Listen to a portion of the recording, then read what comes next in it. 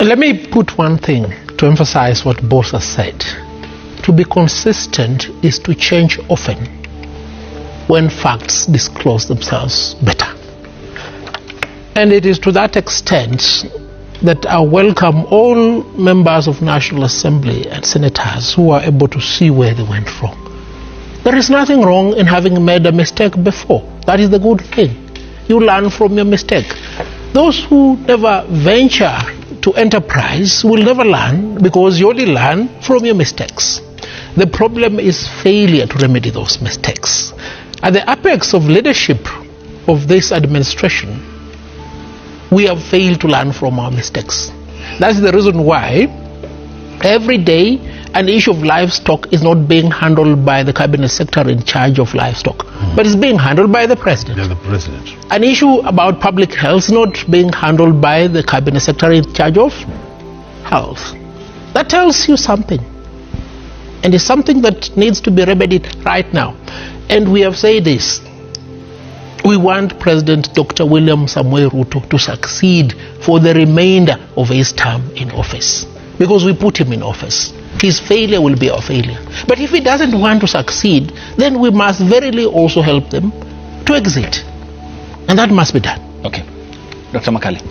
Sisi ni kama shaitani. Hata shaitani alitoka huko wenye alikuwa ametupwa na Mungu akaenda kukaa kwa makanisa. Nitarudi kanisa wakati shaitani nitaona ameokoka. Basi shaitani kanisa takataka. Wengine wanalepu wanaume, wengine ndio ni maraya ya Ruto. Kwendeni huko takataka. Na Ruto ujue haki ya Mungu. Hiyo Biblia unachukuaga hivi juu. Mungu atakuwa na siku moja na utaharagana kama shaitani ya serikali. Takataka ya serikali. Na makanisa nyinyi yote ni na si makanisa yote iko kanisa iko na Mungu. Hiyo takataka ingine ya makanisa ya kukuja ni takataka, ni maraya ya Koinake. Kwenda huko takataka ya kanisa. Mtazamaji, kuna jambo fulani hapa ambalo ningependa nilizungumzie kwa haraka sana kabla ya kukupa nafasi kwenye sehemu ya maoni. Nawe pia niambie maoni yako ni gani na usikize kwa makini kuanzia mwanzo mpaka mwisho. Ili swala la SHA na hii healthcare, ili jambo la healthcare limeleta shida kubwa sana kwa watu Imefika pale ambapo kila mmoja anazungumza mambo yake. Nimemsikiza MP Ngogonyo akizungumza na SHA, akisema kwamba hii mambo ni ya William Samoei Ruto. Yeye mwenyewe ndiye anajua pale ambapo alitoka nayo na anaifanya ili ajinufaishe mwenyewe na tumbo yake. Bilioni 100 na zaidi ilichukuliwa kutoka system ya SHA. Auditor General ameweza kuzungumza. Sijui sasa rais uongo gani ingine utaongezea. SHA is not working because you as a person, President William Ruto, did irregular procurement, na wewe mwenyewe ulisimama wizara ikifanya hiyo kazi ili uwe beneficiary wewe mwenyewe. Basi kama wabunge tulikuja hapa ili kwanza tukemee namna ambayo National Cohesion and Integration Commission wanavyofanya kazi. Tumeona jana mmeweza kutoa statement yenu mkizungumzia aliyekuwa naibu wa rais ama naibu wa rais wa pili wa Jamhuri ya Kenya, lakini kinachotushtua hamwezi kuongea wakati Mheshimiwa Dan Wanyama anazungumzia jamii moja. Hamwezi kuzungumza na kumwandikia statement ama kumuuliza wakati Mheshimiwa Kaluma anasema jamii yao itabadilishwa na jamii nyingine. Iko watu wengi wanazungumzia mambo ya jamii zao hamuoni, lakini wakati Mheshimiwa Rigathi Gachagua anazungumza kuhusu watu ambao wamefinyiliwa na serikali, watu ambao Mheshimiwa Rais anapanga kuwatoa kwa nafasi zao za kikatiba kama vile Martha Koome Chief Justice, hapo mnazungumza. NCIC ni mpaka mtoe orodha yenu na mseme vile ambavyo nyinyi hufanya kazi. Kwa nini muongeleshe Rigathi Gachagua na hamuwezi kuongelesha viongozi wengine ambao wako na matamshi ya kugawanya nchi kiasi cha kusema jamii moja itengwe kwa serikali hii ya William Ruto? Pia ni vizuri tuwaeleze kama kuna chochote mnataka kufanyia kiongozi yeyote, mharakishe sana. Lakini tutakuwa tukingojea watu wengi ambao wameweka matamshi tofauti kuhusu kugawanyisha nchi hii kwa misingi ya ukabila, wengine hata kwa dini. Mumeona hata wale wachache wa kutoka sehemu fulani walitaka hata kugawanya na kusema kwamba jamii za kutoka nje aliens waletwe Kenya na wako sawa sawa. Kwa hivyo NCIC sisi tunawaeleza tunangoja tuone criteria watatumia, na hivi karibuni tutapeana majina ya watu wametolewa kazini kwa misingi ya kabila yao.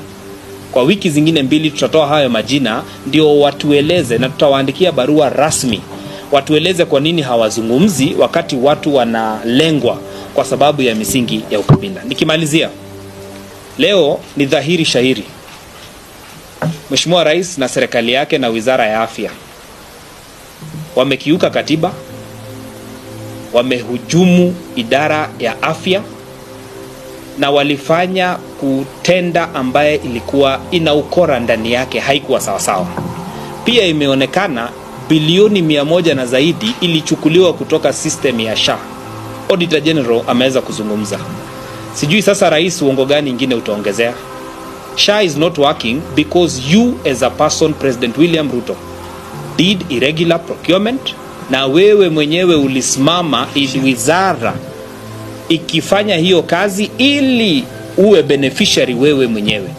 Sasa we are very surprised that today President will have anything to tell people. He's saying SHA will work, SHA will work. SHA is not working because President William Ruto oversaw irregular procurement from the Auditor General, as she has confirmed this morning. And number 2, the over 100 billion cannot be accounted for and was not part of the monies that have gone to treatment, and that money was swindled through a specific bank well known in Kenya. Yeye ni mtu ambaye anapenda tumbo yake sana sana, fanya haya mambo ili ajinufaishe mwenyewe. Alafu asubuhi pia nilisikia Daybreak wakati ambapo kina Nelson Havi walikuwa kule Citizen TV wakilizungumzia. Sasa mtazamaji, ningependa nikupe nafasi usikize, alafu pia uniambie maoni yako ni gani, kwa sababu Auditor General naye amesema ya kwamba yeye amemaliza kazi yake. Kile ambacho kimebaki sasa ni wabunge wafanye uamuzi na waamue ni kitu gani watafanya. Kama wataacha mambo ya SHA iendelee, watu wazidi kuumia, ni sawa, na pia kama wataamua kwamba imalizo iachane nayo, pia itakuwa sawa. Council Havi, beginning with you, why is it that members of the bicameral parliament in Kenya lack the profound sense of duty on such an important matter? Look, I'm in the midst of 2 of my good friends, one being my boss. I have not known him to be a man of failure insofar as responsibility and duties is concerned. I think there are many well-meaning members of the National Assembly with the wherewithal and ability to do right. The most unfortunate thing is the timing and the collective association. Look, I wouldn't say things fall apart. Things have fallen apart. When they fell apart, we really don't know. But it must have been for a while. But having said that, it is now imperative that those in the National Assembly take action. Okay. And for that reason, I will ask my boss and my good friend here that this is the time for them to act. We have a case in court right now where people are seeking to have a declaration that the president has violated the Constitution in almost 30 ways. We saw the other day they were able to impeach the deputy president. Yeah. Look, the main responsibility of Parliament is to oversight the executive, to ensure that things are done right, in order that the monies meant for the development of the people of Kenya are not pilfered. Hitherto, nothing has been done. This question of SHA was in Parliament. The National Assembly said it was good. It was even in court. A bench of 3 judges said it was good. How can all of us be this wrong? But fundamentally, those given the role of oversight must give us some answers. Boss, please, give us some answers. and Council Havi, before I move to the 2 lawmakers, because that's where I'm heading next, looking at the report by the Auditor General, and it also touched on the Hustler Fund, one of the other key flagship projects of the administration, are these impeachable offenses? By all means, they are. Richard Nixon was impeached for much lesser an offense. Donald Trump was pursued for much lesser offenses. So was Bill Clinton. In other countries, if the chief executive of the nation faced such a grave allegations, he wouldn't be in office. It's an anathema. And you see, we came into office with a clarion call that those in power will not do business with government. Okay. In fact, there was a call for a state capture commission. Where are they? We're doing the same things we said will not be done, at a great detriment to the people of Kenya. Social health is not something to joke about. All right. And Honorable, let me put one thing to emphasize what both have said. To be consistent is to change often when facts disclose themselves better. And it is to that extent that I welcome all members of National Assembly and senators who are able to see where they went wrong. There is nothing wrong in having made a mistake before. That is the good thing. You learn from your mistake. Those who never venture to enterprise will never learn, because you only learn from your mistakes. The problem is failure to remedy those mistakes. At the apex of leadership of this administration, we have failed to learn from our mistakes. That's the reason why every day an issue of livestock is not being handled by the cabinet secretary in charge of livestock, but it's being handled by the president. Yeah, the president. An issue about public health is not being handled by the cabinet secretary in charge of health. That tells you something. And it's something that needs to be remedied right now. And we have said this. We want President Dr. William Samoei Ruto to succeed for the remainder of his term in office, because we put him in office. His failure will be our failure. But if he doesn't want to succeed, then we must verily also help them to exit. And that must be done. okay. Dr. Makali. Our constitution is a trust-based constitution. And that's why it starts with the clause which says that the power rests with the people. And the people donates that power to the elected members from the president all the way down. Okay.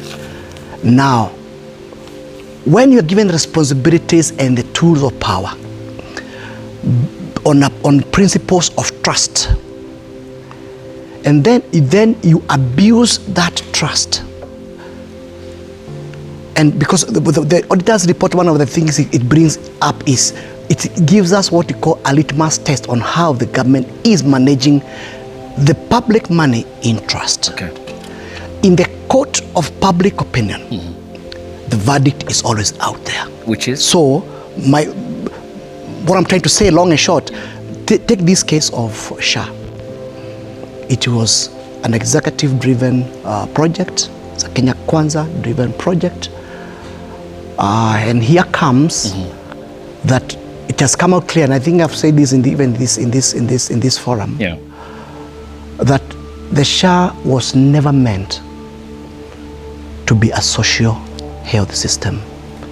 It was a procurement driven to benefit certain people. Okay.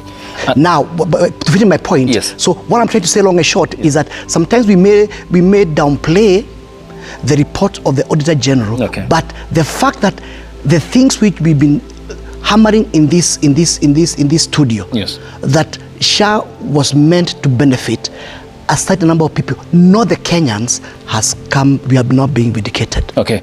And do you regret being a member of the Kenya Kwanza Alliance or coalition for supporting some of these pet projects, including the affordable housing one, which the Auditor General raised red flags, saying that the government entered into 49.5 billion affordable housing contracts on parcels of land with missing title deeds? You know, in life, Abdikali, you don't regret. What you do, you take the bull by the horn.